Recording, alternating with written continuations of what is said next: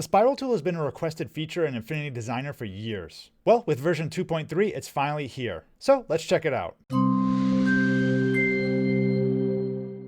What's up guys, it's Trent, and today we're talking about a totally new feature that was just released in all the Affinity programs, the spiral tool. It was released in version 2.3, which came out just a couple days ago as recording this video, and it's available in Photo, Designer, and Publisher. I'll mostly be using Designer for this video, but everything I show you should work in all three of those programs. So let's start with some basic examples. If you've upgraded, the spiral tool can be found under your shapes here, so click on this one with the arrow, and way at the bottom, you'll have the spiral tool. And once you select it, you can click and drag to start making your shape.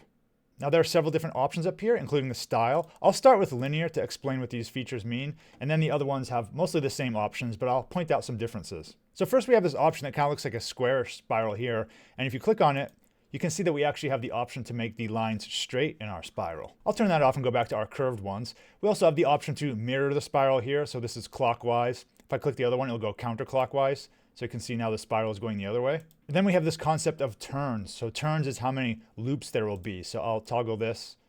You can see it's becoming more dense. So in case you're not sure what a turn means, a turn is just when the line goes through 360 degrees. So I have this black spiral over here. I color coded it on the right over here. So one of the turns would be this red turn here. And you can see it ends right where it begins. And then the blue turn would be the middle one. And then the innermost one would be the green one. So this is just a visual representation of what a turn is. So next to the turns, we also have this percent indicator, and that's how much of an extra turn you can add. So if we look at this example here, we can see the innermost part of my spiral. So you can see maybe you don't like the way it ends in the middle. So what you can do is you can add a little bit of extra using this percentage here. So I'll click and drag.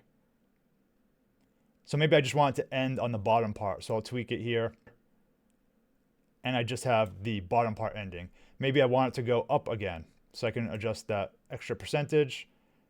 And I can make it so it goes up. So this extra percentage for the turn is to adjust that inner part a little bit more. As you can see, as you adjust it, it does affect the density of your shape overall a little bit. So something to keep in mind. Next we have arc angle, and this one's a little tricky to explain at first, but hopefully a visual demo will clarify it. So I have a spiral here with 5 turns, and if I adjust the arc angle, it looks kind of strange and not predictable. If I go to 360, you can see it does this kind of effect, but what's really happening here? Let me go back to 0, and let me make the turns to 1. So I'll make 1 turn. And then I'll make the arc angle 180 degrees. So what this is basically saying is that you get 180 degrees of a perfect circle. So if I drag this over to my virtual protractor over here, you can see it actually matches a circle for 180 degrees. I can adjust the degrees to, let's say, 270. Now you can see it matches 270. Or I can do, let's say, 225.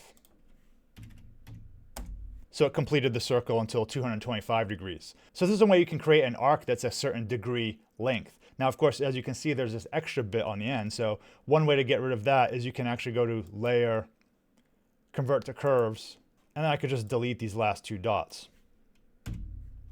And once you convert it to curves, it's no longer a smart shape. It's not a spiral anymore, but you can back up your original shape if you want to keep it. So that's what arc angle does. And then we have inner radius, which is pretty easy to understand. It's just how much space you have in the center. So let's adjust this. And you can see as I go back and forth, it just determines how much of a gap here I'm going to have in the middle. And you can go all the way to 100% to get it really dense. And the stroke width will affect how this outer part looks. So you can see now 86, it looks pretty solid. If I actually change the stroke, I could actually get lines that I could see. So that's the inner radius feature. Okay, so let's look at the other spirals now, and this one is decaying, and I selected this just by changing the style over here. Before we had linear, now I'm using decaying. And this one is just going to gradually get tighter and tighter the more it goes to the center. The other options are pretty much the same. We have the turns here, but the unique thing about this one is this decay setting here, so I can change that. So you can adjust how much you want to drop off. In this minimum radius, you can also alter the innermost part of it. So decay and minimum radius are the main ones you'll tune for the decay type of spiral. The next 2 ones we have are semicircular and counter semicircular. Now I guess semicircular is similar to the way people used to hack a spiral together in Affinity Designer using circles. So if you want to get that look that you used to get using that method, perhaps this is the one for you. I think for the rest of us though, you can just kind of look at it and decide if it looks good or not and if it's something you want to use. Now counter semicircular is also interesting because it goes back out from the middle once it goes to the inside. So you can see in the middle here, this one isn't stopping, it's actually going back outwards. So I think that's a pretty interesting effect, and it's probably one of the reasons I would use this type of spiral.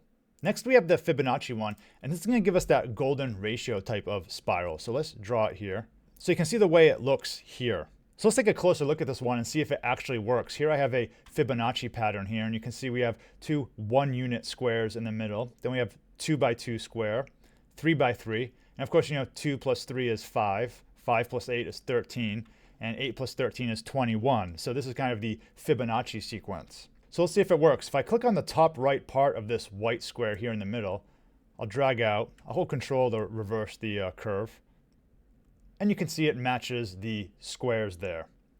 And by the way, this works with turns of 2 here. So if you need this ratio for a curve, this would be the Fibonacci option.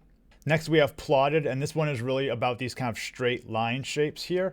The main option you have for this one is the divisions. So you can go and you can alter this. You can change the radiuses or radii. Lots of cool kind of spiral effects going on here. So this one's really good if you want to do nested shapes. So with 3 divisions, I have a triangle. I can go to 4, square, 5, I can do pentagon, and you can keep going up to whatever side shape you want. And the inner radius, like before, is going to change this spacing here. So plotted is good for creating this kind of nested shape effect. Spirals will work with strokes, fills, and effects. By default, it's a stroke, so here I made the stroke dotted. You can see I can change these values to what I want.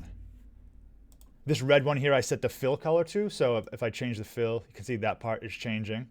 This one on the right, I changed the brush stroke, so this is a brush effect here. I can change it to an acrylic brush. Anything you can do with a stroke, you can do with the spirals here. Down here I just did decay and a fill. This bottom one, I actually added some effects to it. So I added a drop shadow and a gradient. And this bottom right one here, I did some 3D effects to it. So I can change these options here. You can do whatever effects you like. They're fully supported just like they are on the other shapes. Are you going to use a spiral tool in Affinity Designer? Let me know if you found out anything interesting about this tool. I'm sure people are going to be discovering lots of cool uses for it as time goes on. If you have any questions, feel free to leave a comment below. As always, thanks for watching and see you in the next video.